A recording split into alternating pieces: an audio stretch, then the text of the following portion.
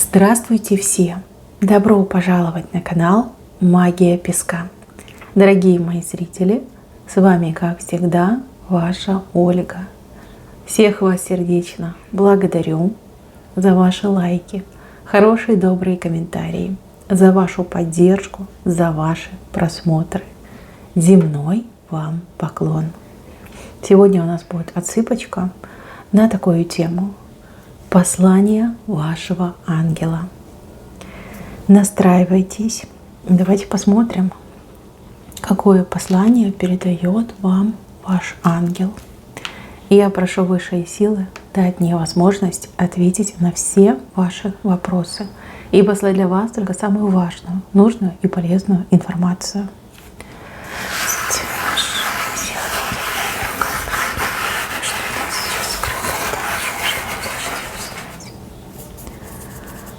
Так, интересно.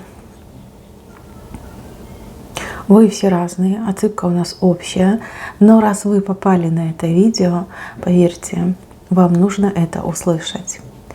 Смотрите, мне показывают человека очень щедрого и очень доброго к вам. Человек ищет возможности с вами о чем-то поговорить, либо договориться, возможно, вам что-то предложить. Здесь ангел вас просит быть более открытой, не бояться, либо более доверять. Плохого человек не предложит только хорошее.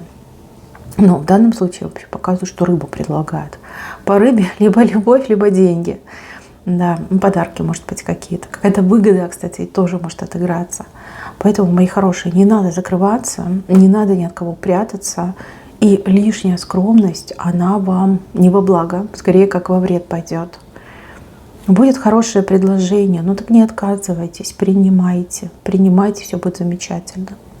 И еще, у кого-то из вас отыграется история, что вас хотят познакомить, с кем-то познакомить. Либо вас предупреждают заранее и говорят, что вот у меня там есть брат, либо у меня есть какой-то знакомый, там, родственник моих добрых друзей, сын добрых друзей. Тоже не отказывайтесь. Здесь явно тройка, она во благо вам отыграется.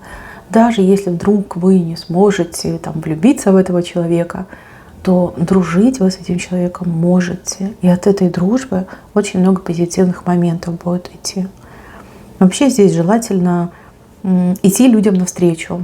Ну, по крайней мере, общаться, разговаривать, знакомиться и слушать людей. Да, потому что от людей по тройке очень много хорошего придет. Да, рыба опять же таки идет. Так, еще. Ангел просит вас о каком-то человеке перестать волноваться. О ком-то вы постоянно думаете, переживаете, волнуетесь, сами себя накручиваете, потеряли покой и сон. У вас даже какой-то нервный тик уже у кого-то прям отыграется. Забывчивость, нервный тик и синяки под глазами. Ангел говорит: зря волнуешься, не надо волноваться, нужно помолиться. Либо нужно пожелать этому человеку всего самого наилучшего. Дурные мысли, они могут материализоваться, то есть вы как притянете это дурное. Думайте только в позитивном ключе. Но это нужно делать, Понимаете, у каждого своя судьба, у каждого. И каждый должен пройти те испытания, которые на роду написаны. Когда вы начинаете так сильно переживать, эмоционировать, накручивать себя, знаете, как пророчить негатив, извините, но это правда может случиться. Боитесь за человека, переживаете, сделайте человеку оберег. Прочитайте за этого человека молитву. Не знаете, как читать? Нет у вас молитвы? Идите в храм, закажите 40 уз за здравие. Поверьте, лучше в позитивном ключе действовать, чем вот эти все накрутки. И еще, здесь какая-то женщина за мужчину очень сильно, не то чтобы переживает, скорее боится. Может быть, мужчина где-то сейчас, с кем-то сейчас. Может быть, даже вы расстались, поругались. Да, вы все разные. Ангел говорит, что он вернется. Он вернется, опять же, по тройке. Это могут быть как и 3 часа, так и 3 дня. И, возможно, даже через 3 недели. То есть в течение 3 периодов времени он 100% к вам вернется. вернется, как будто бы ничего и не было. Да? Либо вернется и будет делать вид, что ничего не было, все классно, все замечательно между нами, да? Никаких проблем не возникало. Девчонки, это не конец. Это не конец, это не разрыв. Ну, придет, и вы примите. И вы обязательно примите. Сейчас вы на него злая, но вы все равно его примете, потому что и он, и вы друг друга любите. Да, непростые у вас отношения, непростые, но зато они по сердцу, они по душе. Вы же чувствуете, что вы друг другу роднулечки, как по-другому. Даже мать с ребенком может ссориться, ругаться, а тут вы два абсолютно разных человека с разными темпераментами. Ну, понятно, что всяко бывает. Вы еще как будто бы притираетесь друг к другу. Как не закончился этот период притирки. У некоторых он быстро заканчивается, а у некоторых может прям на протяжении всей жизни присутствовать. Вы обязательно помиритесь, и все у вас будет замечательно. Так, и еще. С левой стороны тоже мужчина с сердцем. Но мужчина хвостатый, и у мужчины огромный рыбий хвост. Голова острая. Но это мужчина-обманщик. Либо он глубоко женат, то есть прям такой семьянин, ответственный, семья большая. Либо он подкаблучник вообще, а вам об этом не говорит. Либо говорит обратное, что да нет, мы там с ней постоянно ссоримся и вообще там никаких чувств и эмоций. Да? Вот остался один этот штамп о разводе поставить, уже все готово. Ну, обман идет от этого мужчины. Есть одно оправдание. Этот мужчина влюбился, либо влюбится как мальчишка. Здесь какая-то юношеская любовь. Здесь все как-то, знаете, замешано, замиксовано на страсти, на необузданной какой-то вот эмоции, притяжении, магнетизме.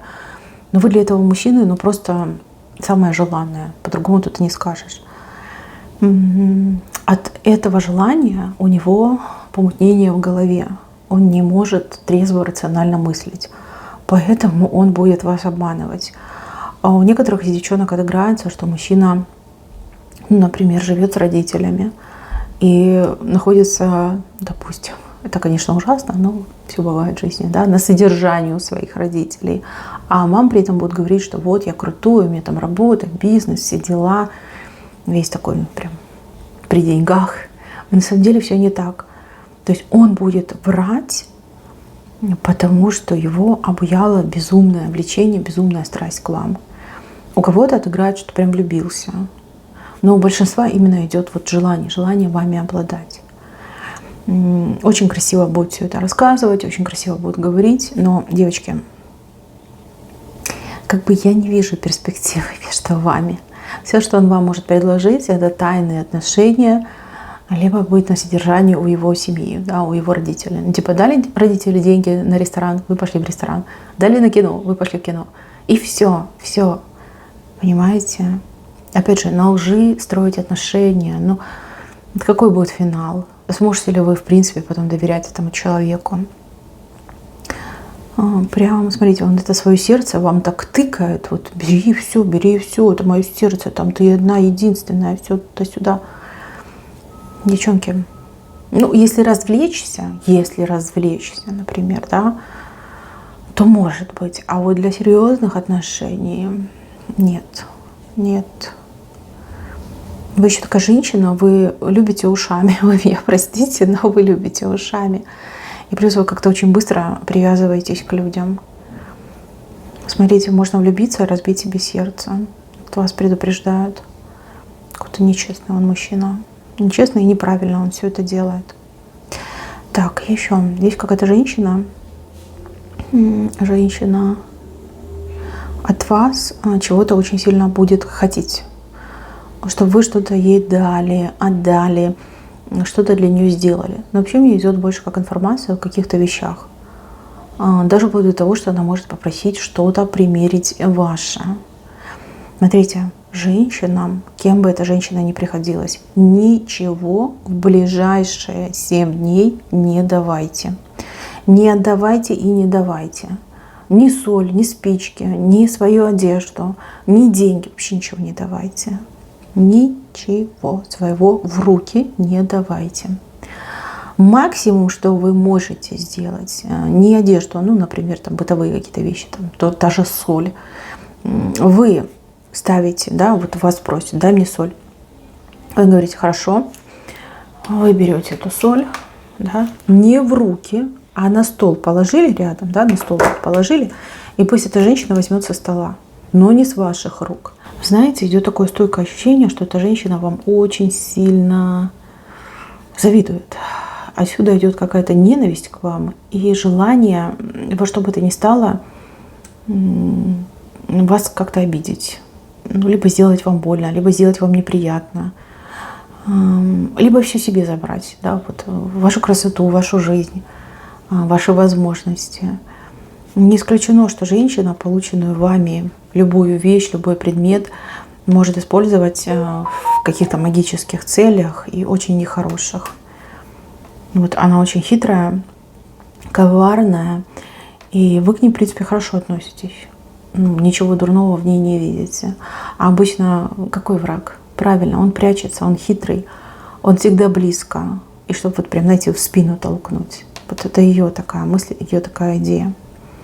Она прям, ну вот как с ума сойдет. Прям начнет бегать к вам, звонить вам, что-то у вас просить, прям требовать даже может. И даже может говорить такие вещи, что вот ты там жадная, ты там для меня соли пожалела, а у тебя там что, спичек нет. Знаете, вот как специально вот что-то нужное получить прям из ваших рук.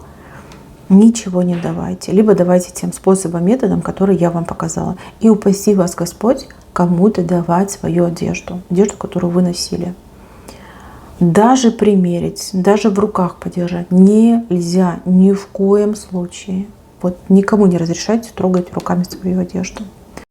На ближайшие 7 дней это вообще строго запрещено, а в целом тоже не давать. Такая мера предосторожности, чтобы не было неприятных последствий. А то люди удивляются, откуда у меня крадник, откуда у меня порча, откуда у меня там неприятности. Вот от таких женщин неприятности, подлых и завистливых, на все готовых, лишь бы, знаете, как растоптать, уничтожить, и пусть все будут как я, да.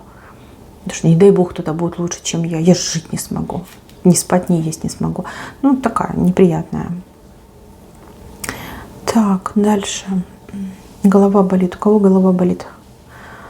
У вас периодически болит голова. Либо в последнее время участились головные боли. У вас что-то с давлением. То ли давление перепады, то ли повышенное. Что-то надо делать с этим. Это не какое-то прям серьезное заболевание, а то ли вы кушаете что-то не то ли принимаете что-то не то ли не высыпаетесь. У вас циркуляция крови, она какая-то нарушенная, либо кровь совсем густая стала. Что-то, вот знаете, неладно. И голова у вас болит именно по причине вот этих скачков с давлением. У кого-то в плюс, у кого-то, скорее всего, в минус. Здесь, смотрите, голову показали именно как болезненную точку. И здесь рекомендация не таблеточками обезболивающими, да, обезболом себя спасать, а сходить как минимум к специалисту, да, чтобы вам давление померили и чтобы вам диагностику провели. Потому что это все лечится. Не надо этого терпеть, не надо это залечивать обезболом. Это можно пролечить. Здесь какие-то простые рекомендации, ну, в корне спасут ситуацию. Поэтому не ленитесь. Идите и проверяйтесь. Что-то не так. Что-то вы не так делаете. Что-то не так делаете. Именно вы делаете. Может быть, солененькое кушаете, там, ядреное, перченое. Может быть, водички мало пьете. Либо мало отдыхаете. Да? Вот с давлением проблемы. А еще бы я на вашем месте сахар проверила. Тоже вот как-то может сказываться. Может быть, не на давление, а на целом состоянии организма. Уровень сахара в крови. Так, еще ангел говорит о какой-то очень удачной рыбалке.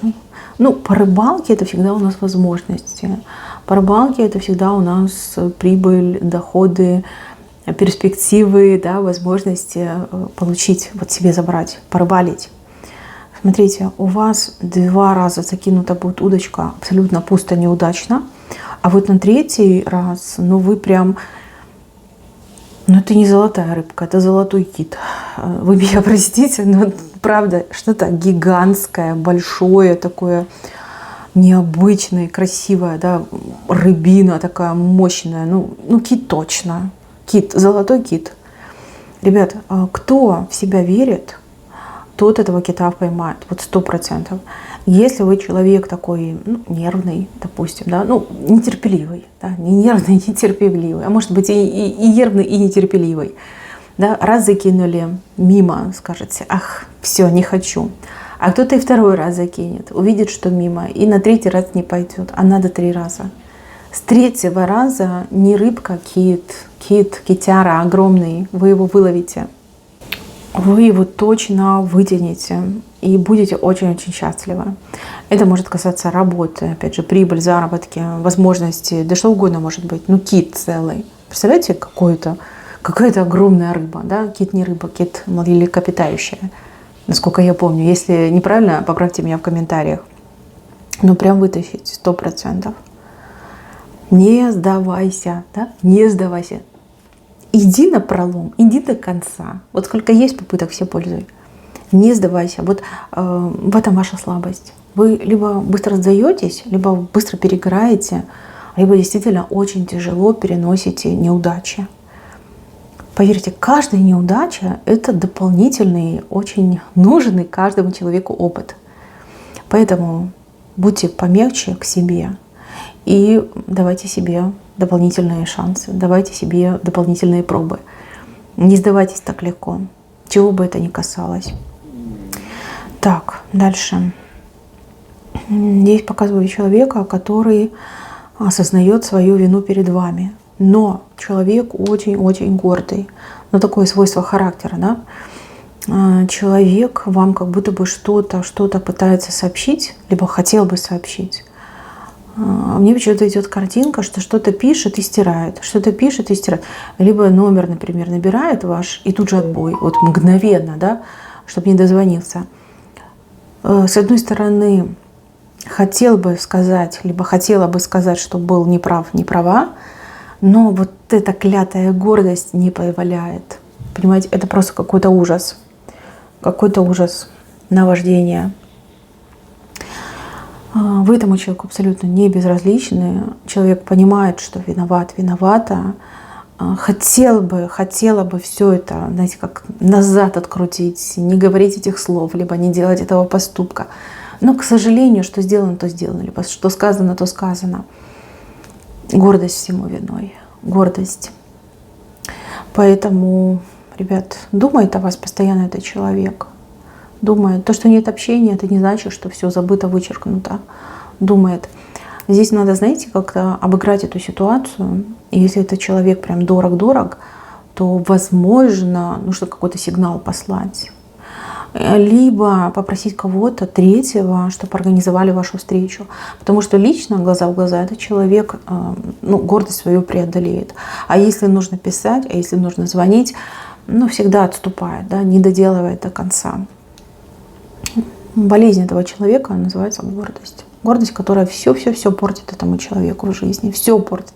Не только отношения с вами, семейность с вами, но и в целом и работу, и карьеру, и дружбу. Все портит. Все. Надо как-то уговорить этого человека, может быть, проработать это с психологом, с психотерапевтом. Может быть, поможет. Может быть. Но магическим путем это не лечится. И если бы могла, я помогла. Нет, не лечится. Поэтому здесь нужна именно медицина, прикладная медицина. Так, дальше. Человек сидит на лошади. Причем он так интересно на ней сидит. Вообще лошадь какая-то странная. У нее очень короткое тело, длинная шея, маленькая голова.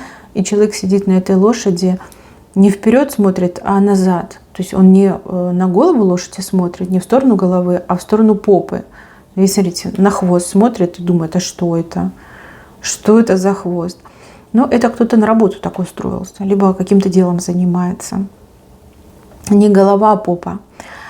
О чем это говорит? Это говорит о том, что работа сама по себе хорошая, у нее крутой потенциал, там есть прекрасные возможности. Но человек либо ее неправильно делает, да, не с головы, а с попы, либо человек, возможно, как даже не на своем месте, у кого-то и так отыграется.